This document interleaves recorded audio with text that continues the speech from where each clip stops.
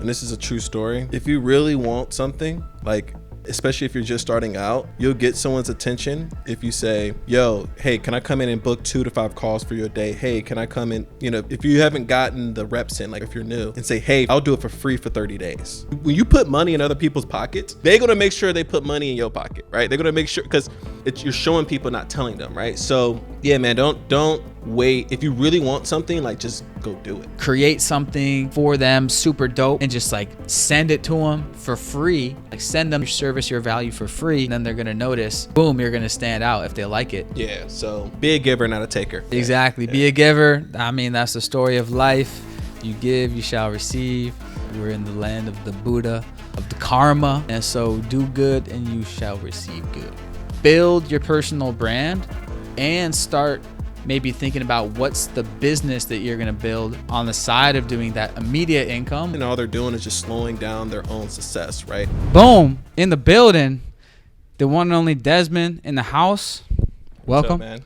Welcome to the spot. So we connected over Instagram, Thailand, Bali crew. And your agency is remote closing. What's it? Remote sales team? Remote sales manager. Remote sales manager. So your agency, just real quick off the bat, what does your agency do?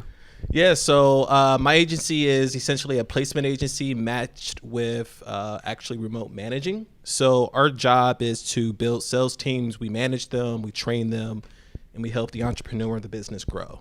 So got it. By plugging in, installing the remote sales team for them. Yep.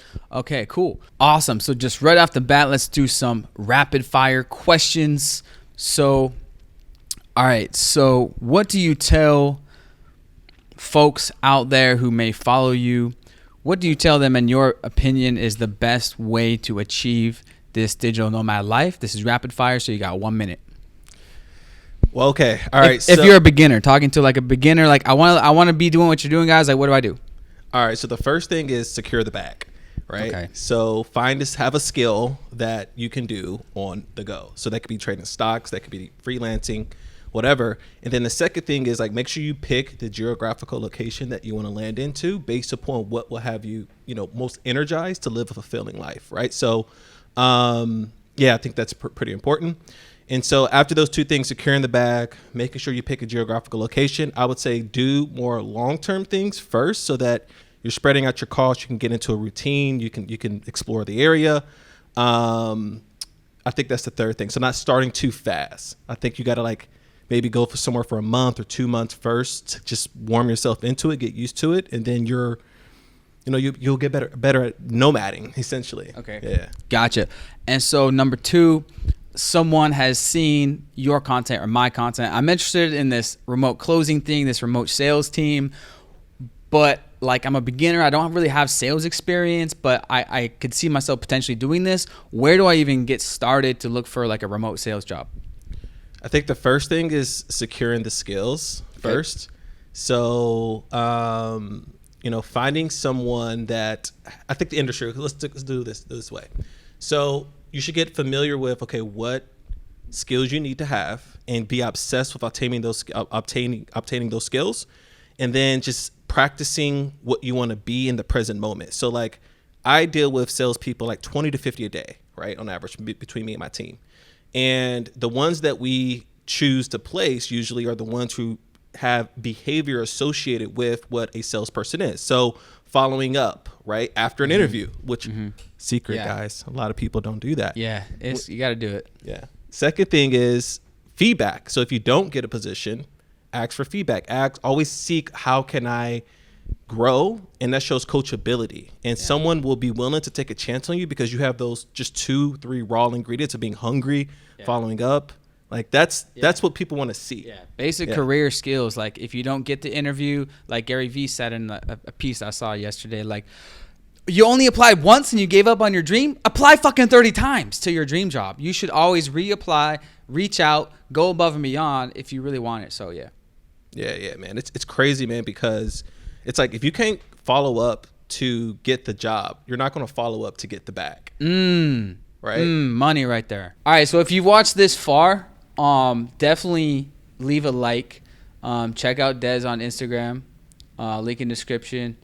And yeah, definitely like this video and subscribe to the podcast channel. If you're not seeing this on the podcast channel, subscribe to it. Living That Life Podcast, new channel for the full episodes. All right, cool. All right, so let's say, all right, next rapid fire question. All right, I got the remote sales job. You know, I'm able to, you know, work from wherever. Let's say you're out here, you're doing it. What in your experience have been the secrets to really start crushing it? Obsessed. And what I mean by obsessed was just like studying your craft, right? So literally studying your KPIs, studying your calls, just being obsessed with the game. And then also like not being attached with you collecting the bag, but you bringing a value to other people, man. Like when I first started in sales, I sucked, right? And the big shift for me doing, you know, donuts to millions was being obsessed with the other person's desired outcome. And then that when that client can feel that energy, right? So you become like super savage and you just like attract deals because you're just so obsessed with providing amazing value to the people you're talking with. And then ultimately your skills also get better. They compound. Yep. Yeah. Because that's what it's all about. It's all about providing value, trying to help the people. Like modern sales is not about like being like salesy. Like I don't even like the word sales. It's communication, and it's helping line people up to the solution, which is, you know, some sort of usually educational product or service that they're already interested in. So it's like the doctor-patient analogy where you're hearing their situation and then you're going to prescribe what will actually help them. Exactly. So, yeah. All right, cool. Let's see. What other rapid fire questions do I have? Do we get? All right, so next rapid fire question. I'll get DMs after I did that video. Riley, all right, I want to get started in the remote sales, but like, let's say I got the skills. Let's say I've already had a corporate sales job. Like I'm ready to jump in. I got the skills. Where do I find a job? Do I go on like these Facebook groups? Do I Google search? Do I contact a recruiter or like what? Yo, so I think that just like it's like a full court blitz, man. There's no one path. You just got to take all roads because they all lead to Rome, which is the bag in your pocket. Yeah. Right.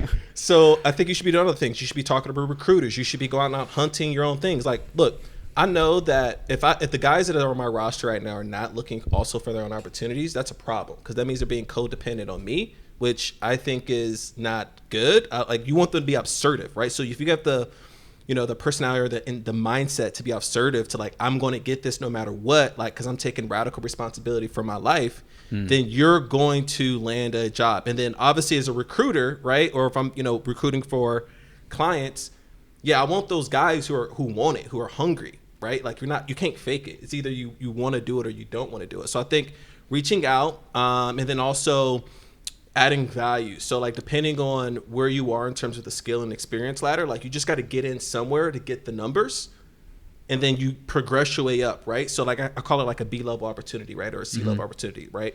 And you just go in there, you build the skills, you get your reps in, and then you leverage that to get the next level and then the next level, then the next level to get to like the 20, 40K months, man. Like you got to have reps, bro. Yeah. You got to start. Basically what that means is, put another way, start with maybe a lower position. It may be a worse offer, so a lower paying offer, working for a smaller company, and then you can go apply to more jobs for bigger companies for, you know, more serious or important, you know, bigger company roles with bigger packages that you're selling, because the bigger the company is, the bigger they can pay, right? And the more experienced sales they want. So get those reps, and then you can put on your profile, yeah, I've closed, you know, 100K so far. Then go look for a bigger job, bigger offer, bigger job, bigger offer. And so what is a recruiter? So I didn't even really know until I discovered you. Like, go more into detail about what your company does. And then, so let's say someone already has experience, and so how would that work? If someone contact you, or how would it work? Or do they have to apply to, or what's the process? So I'm gonna give you guys the game. So if you're interested in remote sales, like I'm gonna give you. He's the guy. That's why like I'm getting so many questions, and I've already referred you how many, like good handful or two guys over your way. And so, yeah, just tell them, like, what's the process like to potentially have your company place them in a job. So I'm a big fan of quality over quantity.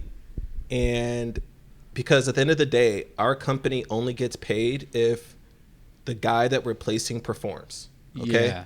And so like that's our business model, right? So we get paid 30 days after the rep starts, so they can, so it protects the risk for the company, right? And that's how we're going to scale. It makes it easier to get started.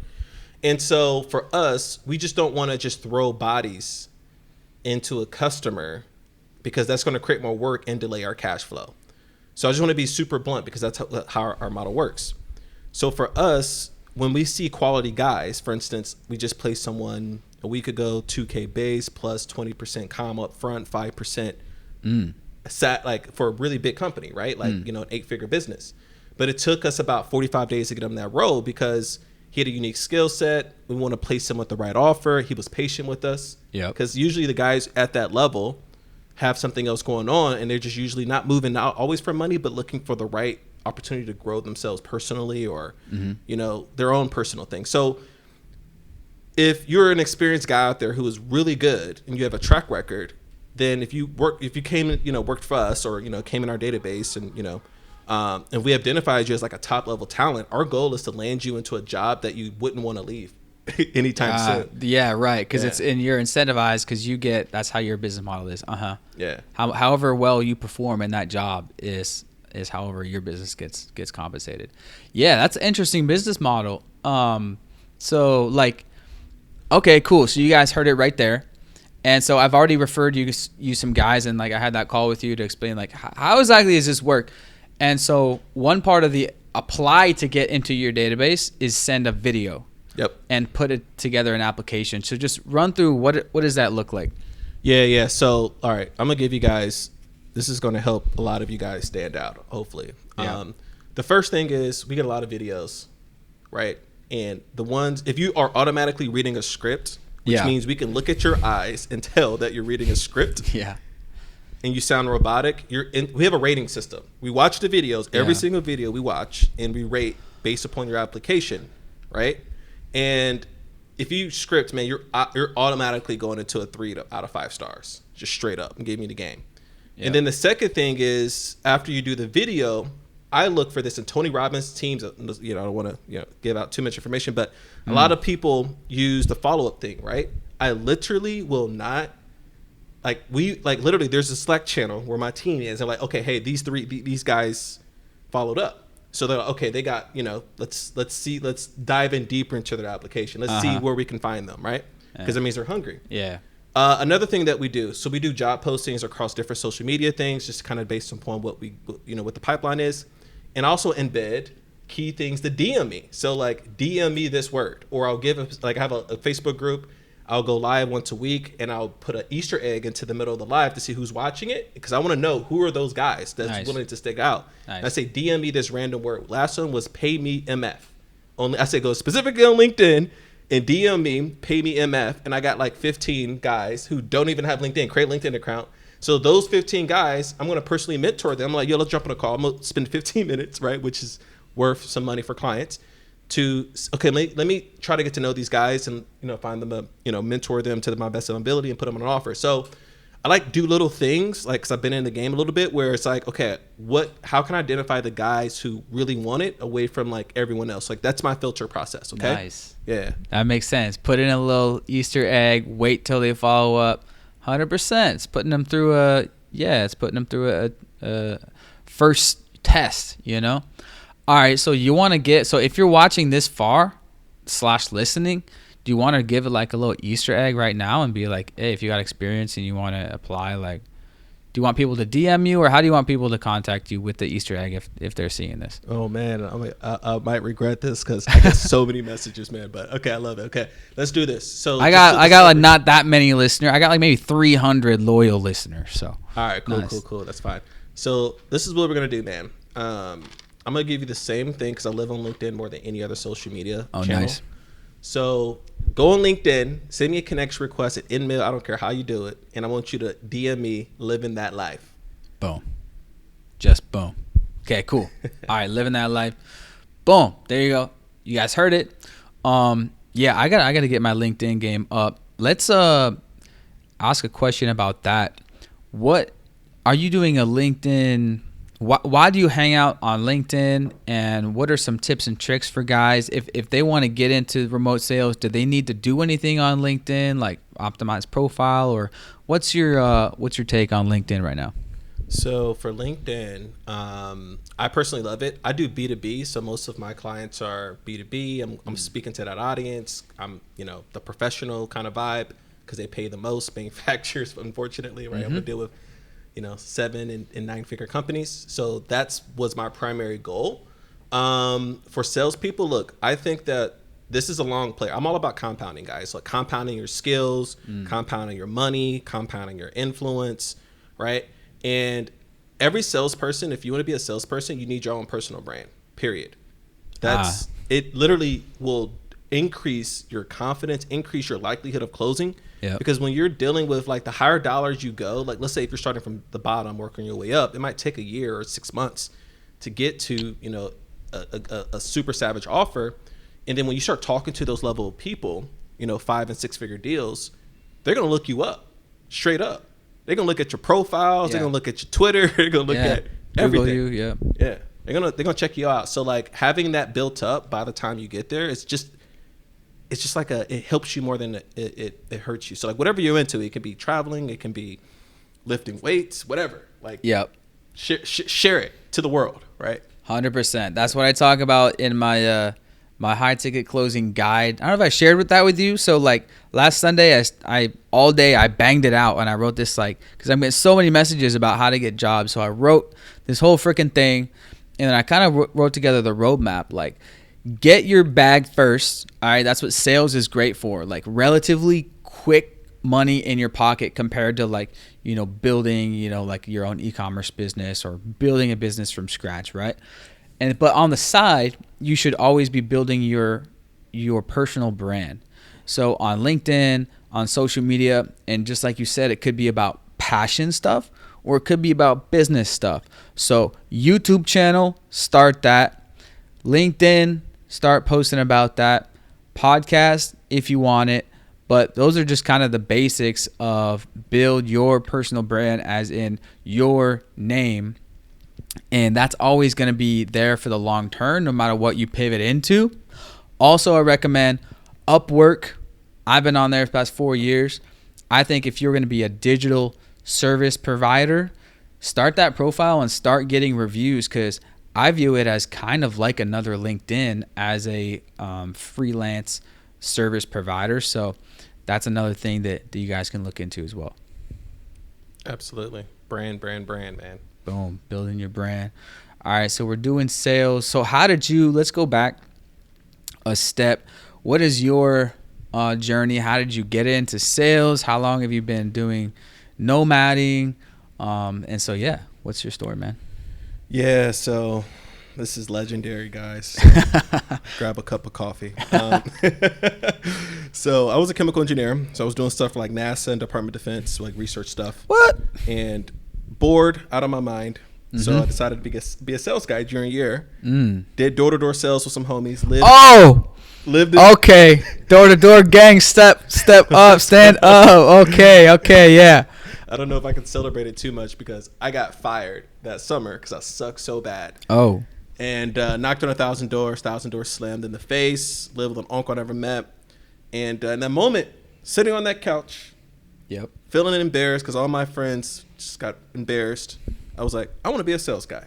I was all in. I was so fascinated with how people connected with people, like watching like my, the manager at the time, like walk into these houses and these people signing $7,000 contracts. I'm like, what am I missing here? Right. Yeah.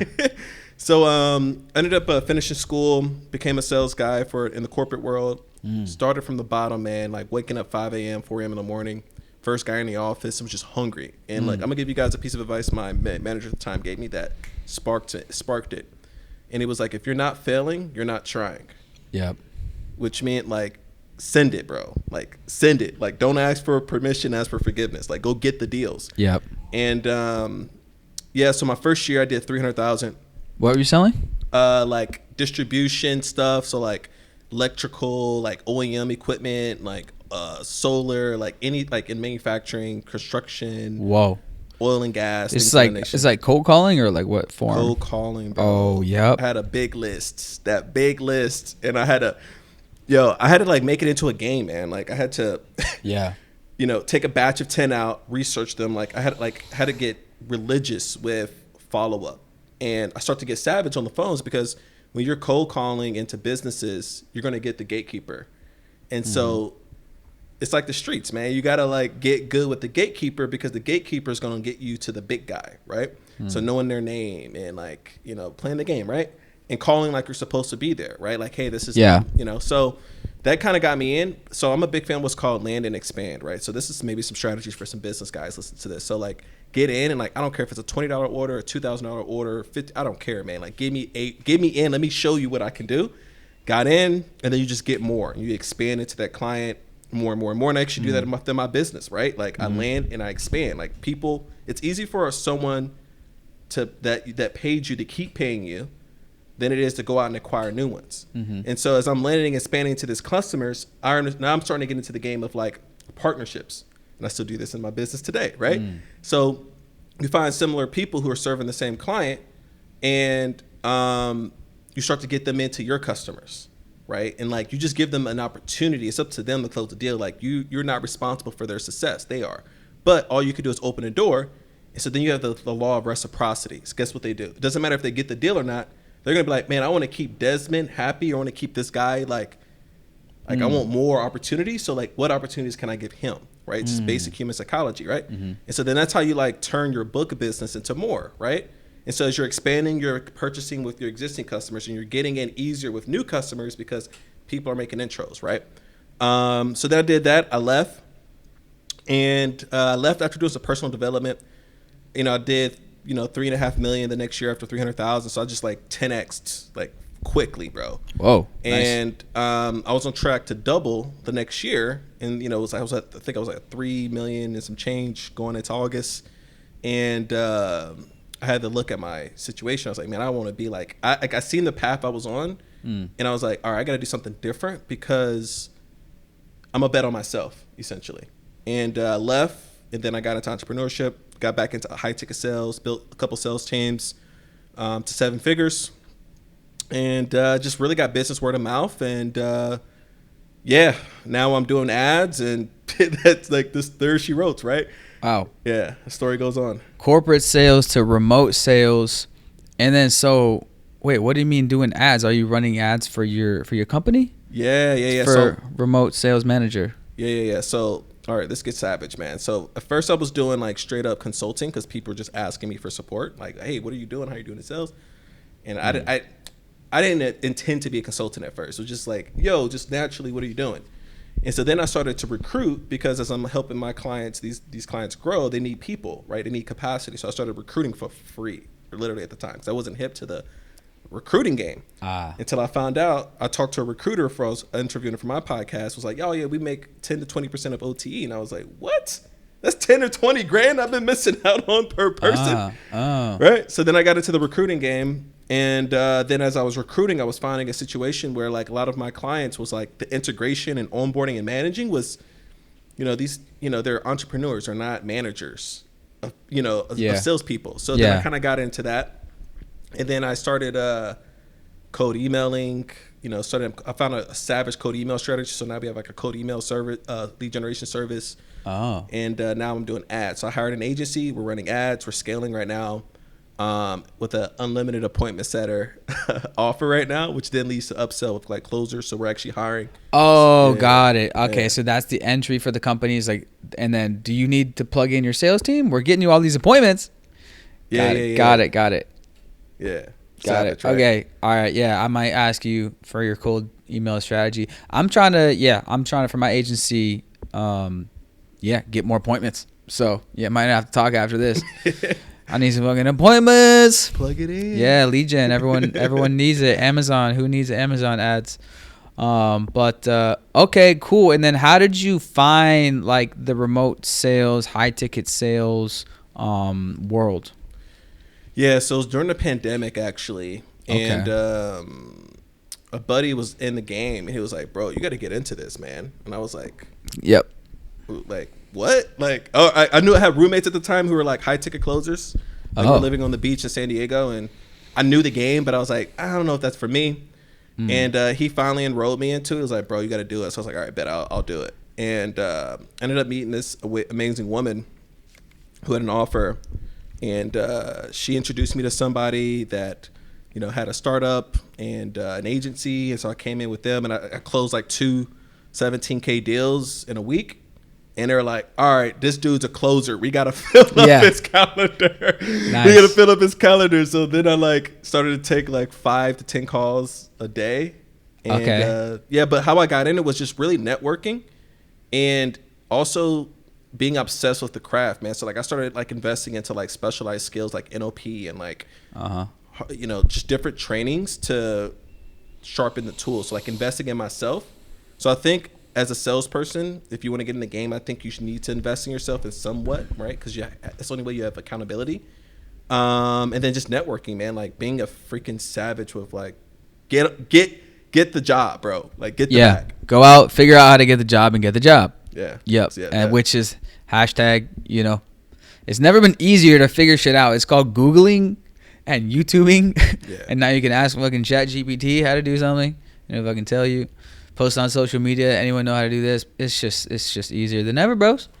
To learn the skills, boom, YouTube, boom. You can learn anything. It's just an amazing time that like there's just no excuses. There's just no excuses. And like this thing with getting this remote sales job, like you don't need startup cash. Like that's the thing. It's like historically, I would always recommend to young hustlers, go do door-to-door sales, because I did that for 5 summers during college. And now I know about the high ticket closer remote sales world. And I'm like, if I only knew about this, I would have been in college just crushing it. And I actually had a call with this 21-year-old dude the other day, and he's been doing remote sales since 16, making $100K a year since 16. And now he's got his whole fucking social media and, you know, agency going on. And so, yeah, guys, that's it. Like, man, I'm getting flashbacks to the door-to-door days, just taking calls, talking to customers. But I always recommend it because not only is it, I mean, the fastest way I've ever seen to make good money from home, from anywhere, basically no startup cash. Which is why I loved the door-to-door sales, because you can make as much as, you know, the effort that you put in. It's like totally on you. It's basically commission only. And then not only that, but looking back in hindsight, that door-to-door years built my communication skills up so good. Like I used to be like introverted, like, and then now I'm just like, nothing phases me socially in any communication. Like one thing I describe it as like it made me have a high tolerance for like not give a fuck. My not give a fuck meter is, we've seen the most awkward situations. You're knocking on a door and there's like something going on, a fight going on, or fucking cats, you know, fucking dogs trying to bite you and stuff. But it teaches you to be calm, cool in any situation. And so all the time in daily life, there's weird situations where you got to be calm and cool. And that's like my baseline. So there's that, which like is kind of the same thing of like I call my awkwardness meter. Like I don't care if like most people will get like really awkward in a situation, but if you do door-to-door sales, that you teach yourself to ignore that, just push through it. What I'm saying, dudes, is sales equals just communication, and communications is all life is. And so it's a great skill to build up no matter where you go with your career or life. Drop the mic. Boom. Boom. Shit. All right. I mean, this has been good. I mean, shit, we could go, 3-hour Joe Rogan, or we could keep it short and sweet. Anything you wanted to get into or ask me, or, any other tips or tricks for the few watching now? Okay. Yeah, I'll give you one last bomb. Cool. That I think would be valuable, which is, and this is a true story. If you really want something, like your goal is, especially if you're just starting out, you'll get someone's attention if you say, yo, hey, can I come in and book 2 to 5 calls for your day? Hey, can I come in? You know, if you haven't gotten the reps in, like if you're new, like, and say, hey, I'll do it for free for 30 days. I'm glad you said that, because I wrote that in my guide. I was like, you can whip that out. Yeah. Easy, man. Like, easy. Like that. And sometimes you don't even need to ask for permission, bro. Like, for instance, the one person on my team, I love her. She's great. She just started just sending me business, bro. And I'm like, all right, she got my attention. When you put money in other people's pockets, like, they're gonna make sure they put money in your pocket, right? They're gonna make sure, because you're showing people, not telling them, right? So, yeah, man, don't wait. If you really want something, like, just go do it. Like, just like do it. That's it. And that ties into like I remember Gary Vee always says, if you want to offer, let's say, logo design or video editing for someone, you go send them a video that you just edited for free. Especially like those big influencers. If you want to have someone on your podcast, like let's say I want to have like, someone big on my podcast, I would like write a guide or do a podcast about a case study that I've learned from his podcast that he can share to his audience, or create something for them super dope and just like send it to them for free. Like, send them their service, your value for free, and then they're going to notice you're going to stand out. If they like it, of course, boom, maybe you'll do something together. Yeah, so be a giver, not a taker. Yep, exactly. Be a giver. I mean, that's the story of life. You give, you shall receive. We're in the land of the Buddha, of the, of the karma. And so do good and you shall receive good. Yeah. This is good, man. Let me ask you this. So this, I guess you could be the interview. Yeah, flip it. Outside of high ticket sales, man, what would you say, or let's just say a digital nomad in general, like what would you say is the best way for digital nomads to start living that life? Like if someone is in between, or let's say they're cold starting and they don't have a job right now, maybe have a little money saved up, what would you like maybe recommend they do? Just curious. Yeah, it totally depends. Like, so that's why I'm so fired up about the remote sales thing, because I look at my past version of myself, remote sales would have been the obvious choice because I had corporate sales experience, but we were looking in what are other people doing, and the most common things were drop shipping and FBA. And so started with drop shipping. It does require startup cost. FBA requires a little bit more startup cost. Back then it was, the general consensus was like for $5,000 you could launch a private label product. Now I talk about Amazon every single day. That's my agency. We manage Amazon for brands, for companies. To launch one product, you're going to need at least $20,000. Like $5,000 for the inventory, $5,000 for the super awesome video and photo shoot, and then $100 a day, $3,000 a month for at least 3 months for Amazon ad spend before you can take profit. It's getting more competitive. You're going to need to invest everything back into the business for 6 months to a year.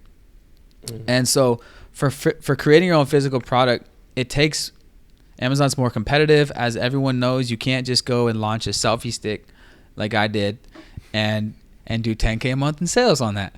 You just can't do it anymore. It's too flooded. And so, and then there's drop shipping. With drop shipping, we've all met, some friends who have done million in sales in drop shipping. And how did that happen?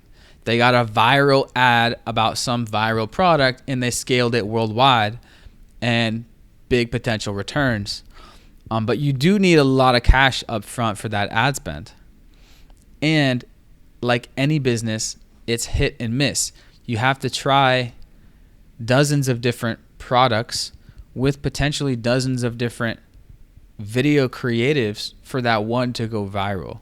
And the guys that went viral and made $1 million, they're the ones that are doing the videos and the courses that you see on YouTube. But this is with any business. Of course, it's going to be, not everyone's going to succeed. And in any business that you do, it's all good. It doesn't matter if you don't take profit, because like I tell people all the time, oh, your FBA business, wasn't profit. Oh, it made its money back. It broke even. That's great. You just invested $10K in like a better than 4K 4-year university business degree. You learned so much more. You learned the supplier negotiations. You learned like profitability calculations. You learned graphic design, branding, importing, pay-per-click, copywriting, keyword, SEO, consumer shopping psychology. You just like really got some business experience. And so that's what I say to people. What I'm interested in these days is like, what's the hot stuff right now? It's TikTok. And so when you're looking at what are the options to start, look at the newly upcoming like platforms and things. So, I mean, TikTok's not so new anymore, but look at like what's the upcoming thing and something around that. So the main things I talk about with how to get started is, you may have seen my video. What are the top 3 ways to be a digital nomad? It's my ebook. And so it's basically, here it is to summarize. It's, all right, freelance, so offer some service, or a remote job. And remote job means a remote employee. Doesn't necessarily mean sales. It could be anything, accounting, blog writing. And so the easiest, fastest way for some people is whatever job you have right now that's like work from home, just ask them can I go live in Thailand? If not, maybe they'll let you live in Mexico. So the quickest way is take your current job remotely. And every year, especially post-COVID, it's getting easier. Second most quickest, easiest way for, I would say, many people is freelance services. But traditionally, in my videos, before I knew about high ticket closing, I would say that's one of the fastest ways. But it's uncommon to make like $1,000 profit in your first few months. Like it'll probably take you a good 6 months to start bringing in like the multi-$1,000 months, because you're going to need to build your reviews at first, build your testimonials, start on Upwork. I have a whole Upwork mini course on that, because that's what I did for Amazon. I started, and it probably took a good 6 months before we were bringing in like a good 1K like profit. And I had freelancers under me outsourcing most of the work. So that means to get to like whatever 2K consistent revenue. All right, that maybe, because at first you're going to start not only low reviews, so it's harder to get clients, but lower price, lower hourly rate, because you got to build it up. What I'm saying is build up your freelance. That's going to take a while to get momentum going. And then my number 3 is high ticket closing. You're going to start bringing in cash sooner than that.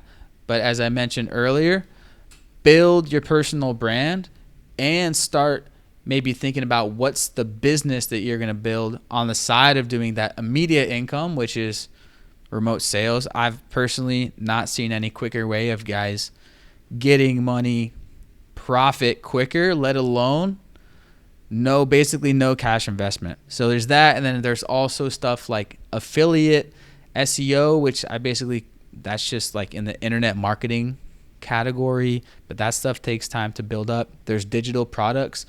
If you're a type of person that can speak, if you could see yourself doing a YouTube channel, if you love talking, learning, sharing, build that up, and then make your ebook, make your mini course. And so the online education space is definitely big. I'm trying to always, I started my e-commerce career by buying a $500 course. I've come out with many courses.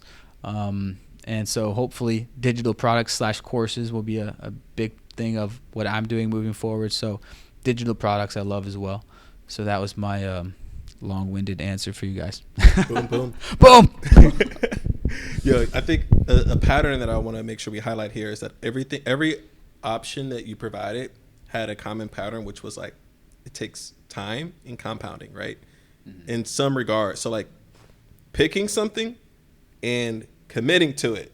Like, as I think that's a pick, like something I see with digital nomads sometimes is bouncing around, like, oh, I'm gonna do this for 2 months, and then I'll do this for 2 months, and then I'll do this for a month, and they're just like not consistent. All they're doing is just slowing down their own success, right? Like their timeline of success.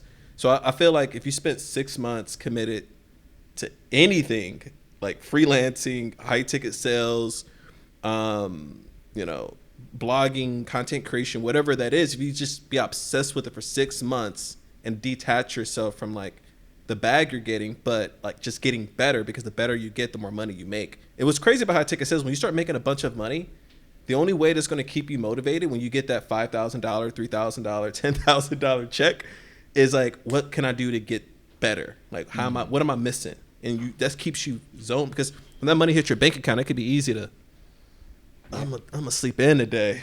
I'm gonna call in sick. Yep.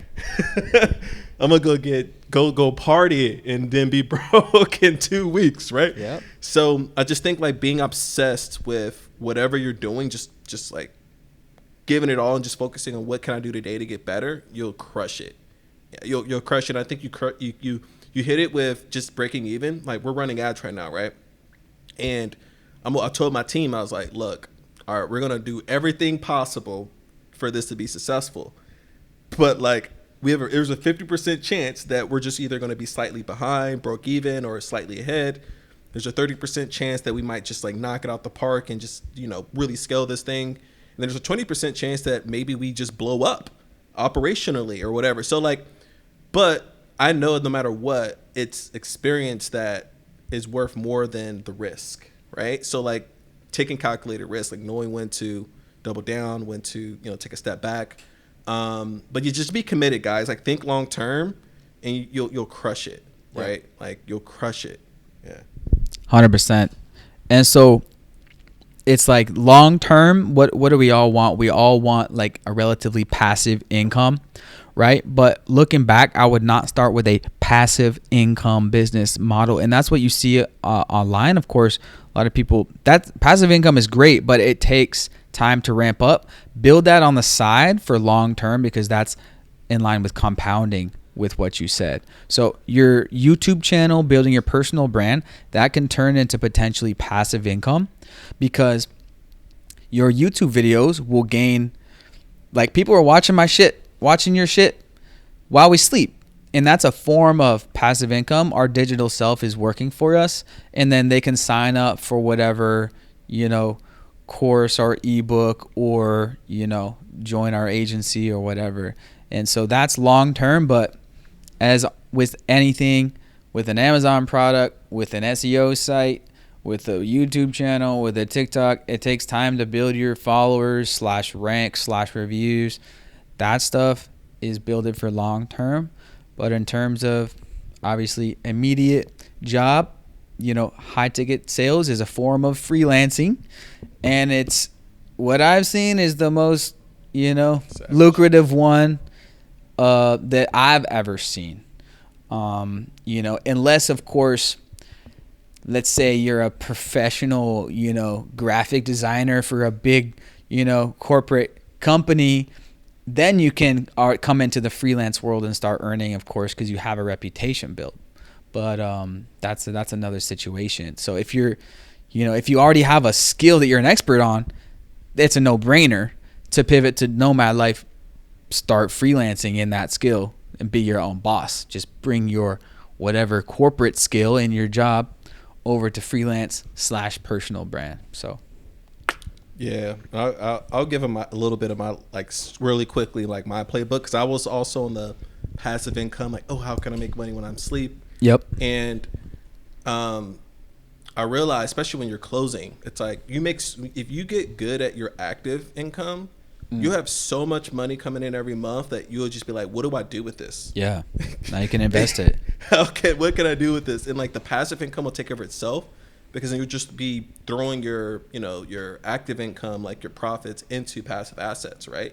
Like that's what I'm planning on doing. Like right now I'm investing in growing the business with profits.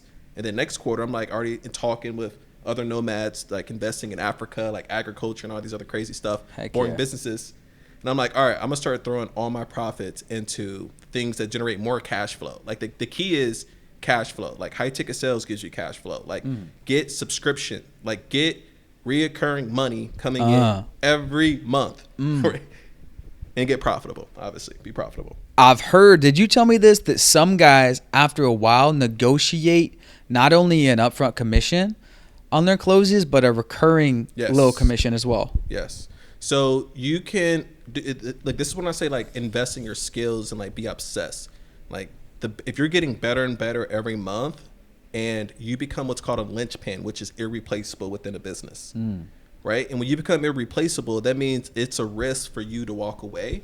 And so that entrepreneur or business owner, whoever you're doing business with, will be willing to give you more in terms of maybe a base or a higher base or a better commission. I love that. I mean, I probably negotiated myself 3 in separate occasions more commissions, because like, especially here's the best timing is when you go on a run, because when high ticket sales, you'll go on streaks, right? Like you'll just reach God mode and you'll just like slay, like boom, boom, boom, boom, boom, boom. Yeah. And if you do it, like if you're on a rant like this, that's the perfect time to negotiate. Like, hey, look, like, I want, you send it in a formal way and you do it in a way that's like not coming from take, but you also want to give more too. So you have to figure out a way to form it in a way where it's like, hey, I'm planning on adding this much extra value, right? Like, hey, I want to help the SDRs, or I want to help the team do this, like give more, feedback here. And I also want to get X more back and maybe a lower base and more commission, right? So you just got to figure out the numbers for you and your offer. But yeah, man, like when you start crushing it in high ticket, you can definitely ask for more money. Yeah, dude. Yeah. And a recurring little percentage sounds pretty sweet too, in addition to the upfront chunk. And so have you seen guys do that, or is that not too common in the industry? Well, I have a client where we placed a guy. I mean, he gets a piece of like the upfront one-time payment, and then he get pieces of the MRR. Right? Yeah. So it just really depends on the business model of the business. True. And it might not be a recurring thing you're selling. Yeah.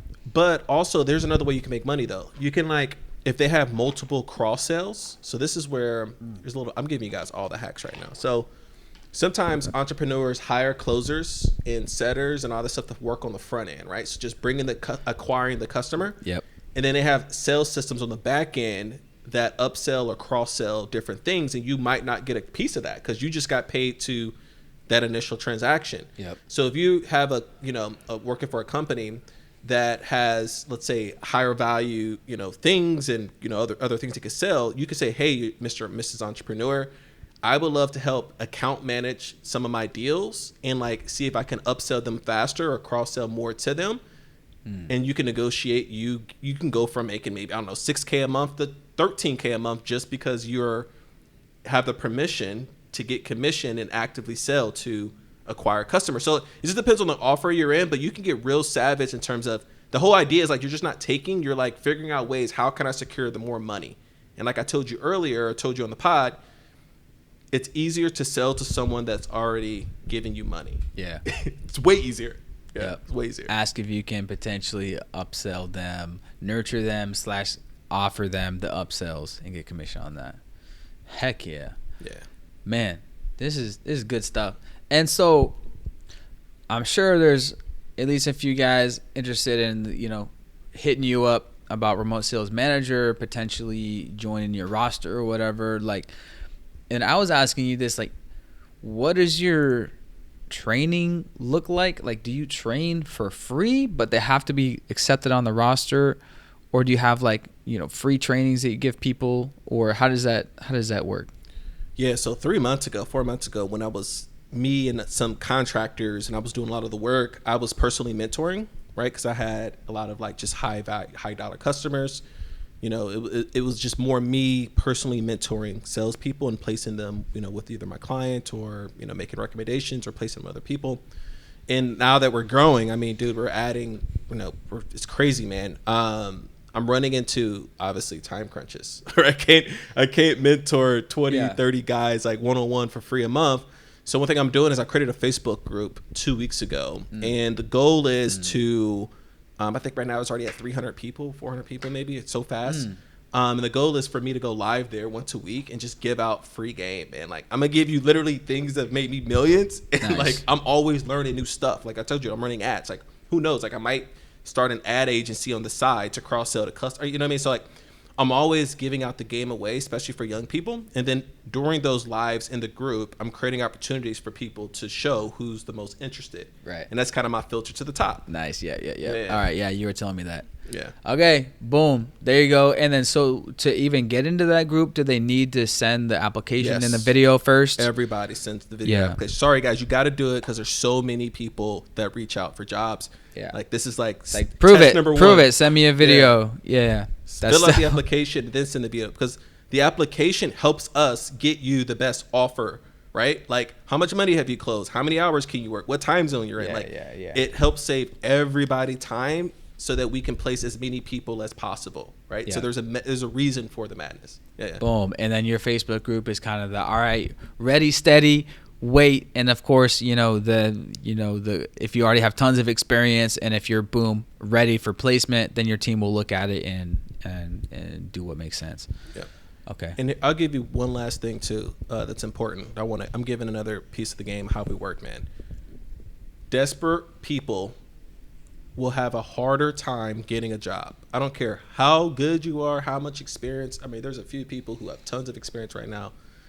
But the energy level. So like, you need to do some meditation, some yoga, go do a cold plunge, go do a sauna, but get your energy right, and don't come from a scarcity mindset, because it doesn't matter how good you are. Even if I placed you in an offer that was a dream offer the next day, your mind is you're just not going to perform as well. Like, period. Like, doesn't matter. Even if we solved, let's say, oh, here's a quick $1,000, start a new offer tomorrow. Like, you're such in a certain mind, like in a form, it'll be hard for you to perform. So if you're feeling like you're scarce, you're in a bad money situation, like, get your mind right before you shoot that video. Boom. Yeah. What I do is I YouTube guided meditation that's playing. Like, you can search on YouTube money meditation or scarcity mindset, abundance mindset meditation. There's a lot on that. Yeah. And like little YouTube things I do for sure. And it's like, goes into a Tim Ferriss clip I saw like just today. He was like, art of negotiation. The person that wants it the least will win. Yes. And so you can't be like, give it. The person that seems like they want it the least will win. That ties into what you're saying. Yeah. Dude, that framing closing works. Like, I remember I used this on it was a financial planner dude, and we got to the end of the call, and I gave him the offer, and he was like, I don't want that. I don't know, blah, blah, blah. I was like, all right, man, look, like, because he was already annoying me the entire call. I was like, all right, look, man, I don't think we're a good fit. Yeah. Immediately. Okay, I'm going to use that. Immediately said, no. I think, what I was saying is, I want this. Boom, easy, $17K in the bag, right? Boom. And I'm about to use it actually tomorrow.